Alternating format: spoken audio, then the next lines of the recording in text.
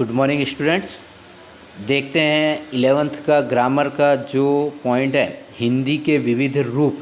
हिंदी के विविध रूप यानी हिंदी अलग अलग भाषाओं में बोली जाती है। जैसे कहा जाता है कि हिंदी बोलना और लिखना होता है, उसी तरह से हिंदी को बोलने के अलग अलग तरीके होते हैं। तो उसे हम क्या कहते हैं कि विविध रूप कहते हैं। जैसे यहाँ पर लिखा है कि हमारा भारत बहुभाषी देश है, यानी हमारे इंडिया के अंदर बहुत सारी लैंग्वेज बोली जाती है, बहुत सारी भाषाएं बोली जाती हैं। हर एक राज्य के अंदर कुछ न कुछ बोलियों के अंदर, भाषा के अंदर परिवर्तन होता है। कौन कौन सी भाषाएं बोली जाती तो यहाँ पर लिखा है कि बंगला, असमिया, उड़िया, हिंदी, मराठी, गुजराती, कश्मीरी, तमिल, तेलुगु, कन्नड़, मलयालम, कोंकणी, सिंधी, पंजाबी इत्यादि भाषाएं, भोजपुरी, मैथिली इत्यादि भाषाएं बोली जाती है।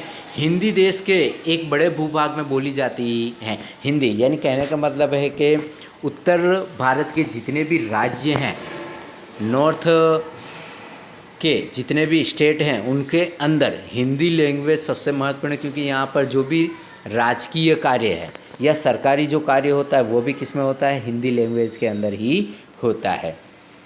हम जिसे आज हिंदी कहते हैं, वास्तव में तो वह हिंदी की एक बोली, खड़ी बोली का विकसित रूप है। हम जिस भाषा को बोलते हैं और लिखते हैं वो क्या है, खड़ी बोली है। हिंदी का जो बोली है वो खड़ी बोली है, शुद्ध हिंदी कही जा सकती नहीं है। शुद्ध हिंदी पढ़ना और लिखना और समझना काफ़ी परेशानी भरी होती है, जबकि हम जिस भाषा को बोलते हैं और लिखते हैं उसे खड़ी बोली कहा जाता है। यह दिल्ली, मेरठ, सहारनपुर के आसपास बोली जाने वाली बोली है। इस खड़ी बोली में अन्य बोलियों के तत्वों का समायोजन करके हिंदी भाषा बनी है। हिंदी में कुल 18 बड़ी बोलियां हैं, जो उसे बोले जाने वाले क्षेत्र के लोग की मातृभाषा है। जैसे हरियाणी, ब्रज, अवधी, भोजपुरी, मगही, मैथिली, कन्नौजी, बुंदेली, मेवाती, मारवाड़ी, जयपुरी, गढ़वाली इत्यादि बोलियों का क्षेत्र सीमित होता है। और भाषा का विस्तृतता बोलने के क्षेत्र की दृष्टि से हिंदी को हम 3 रूपों में समझ सकते हैं। यानी हिंदी को ही अलग अलग भाषाओं में थोड़ा बहुत परिवर्तन करने के बाद बोला जाता है, जिसके अंदर इन हरियाणी, ब्रज है, अवधी है, भोजपुरी है, मगही, मागधी, बुंदेली, मारवाड़ी, इन भाषाओं के अंदर क्या किया जाता है, हिंदी के कुछ शब्दों का समावेश किया जाता है। पहला दिया है जनपदीय या आंचलिक। जनपदीय या आंचलिक, आंचलिक यानी स्थानीय भाषा, स्थानिक भाषा बोली जाती है, उसे हम आंचलिक कहते हैं, जो कुछ उस विस्तार में ही बोली जाती है। जैसे कि भोजपुरी है तो भोजपुरी जो भाषा होती है वो यूपी के अंदर ही बोली जाती है, दूसरे स्थानों पर बोली जाती नहीं है। कुछ ऐसे शब्द भी होते हैं जो क्या होते हैं, उसी वहीं की लैंग्वेज में बोले जाते हैं और वहीं पर बोले जाते हैं, अन्य स्थानों पर उसे चलता नहीं है। जैसे लिखा है कि जिसे हम हिंदी भाषी क्षेत्र कहते हैं वो बड़ा व्यापक है। भौगोलिक दृष्टि से एक और उत्तरांचल प्रदेश से लेकर हिमाचल, दिल्ली, हरियाणा, राजस्थान तक, तो दूसरी ओर उत्तर प्रदेश, झारखंड, मध्य प्रदेश से दक्षिण में छत्तीसगढ़ तक फैला हुआ है। यहाँ के निवासी अपने अपने क्षेत्रों में दैनिक व्यवहार में अपनी अपनी बोलियाँ बोलते हैं, अपनी अपनी स्थानिक भाषा बोलते हैं।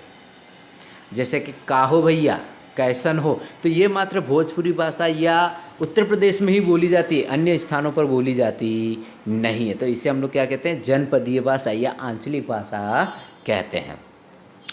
औपचारिक रूप से हिंदी का प्रयोग करते हैं। इस रूप में हिंदी की बोलियां जनपदीय भाषा की भूमिका निभाती है। इस विस्तृत भूभाग से बाहर के देश में बड़े नगरों में हिंदी का एक अलग रूप दिखाई देता है, जिस पर स्थानीय भाषा की शब्दावली, रूप, रचना का प्रभाव दिखाई देता है। हम ऐसी हिंदी को उन शहरों के नाम से पहचानें, जैसे बम्बैया बोलते हैं ना, बम्बैया भाषा बोल रहा है, उस तरह से। उसके बाद कलकतिया, कलकतिया यानी कोलकाता की भाषा है। हिंदी हैदराबादी, हिंदी हैदराबादी।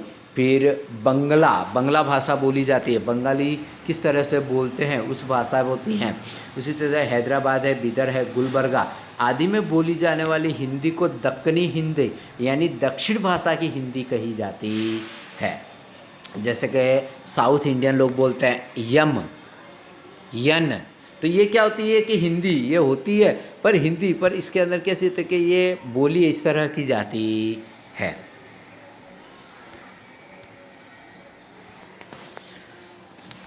इसके बाद है कि हिंदी का राष्ट्रीय रूप खड़ी बोली पर आधारित है, जिसका मानकीकरण किया गया है। ये पूरे देश के लिए औपचारिक भाषा है, इसे मानक हिंदी कहते हैं।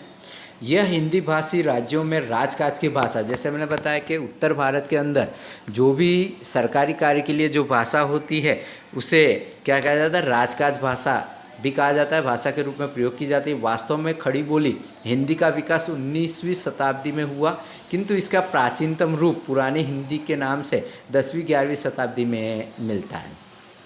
13वीं शताब्दी के अंत में अमीर खुसरो ने खड़ी बोली में कविताएं और पहलियां मुकरियां लिखी, जैसे लिखे हैं कि हरी थी मन भरी थी, लाख मोती जड़ी थी, राजा जी के बाग में दुशाला ओढ़े खड़ी थी। एक थाल मोती से भरा, सबके सिर पर औंधा धरा, चारों ओर वो थाल फिरे, मोती उससे एक ना गिरे। बराबर, ये खड़ी बोली के अंदर इन्होंने अमीर खुसरो ने कौन सी सदी में, 13वीं सदी में अमीर खुसरो ने खड़ी बोली के अंदर ये पहली और मुकरियाँ लिखी थी, जिसे आसानी से पढ़ा जा सकता है, आसानी से समझा जा सकता है।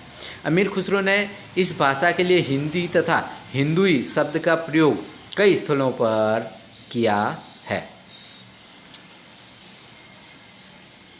इसके बाद है कि हिंदी के आरंभिक विकास में नाथों, सिद्धों और संतों का बहुत बड़ा योगदान रहा है।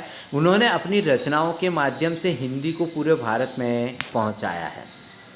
अहिंदी क्षेत्र यानी कि जिन क्षेत्रों के अंदर हिंदी भाषा बोली नहीं जाती, लिखी नहीं जाती, उन क्षेत्रों के अंदर भी इनके द्वारा हिंदी का प्रचार प्रसार किया गया। जैसे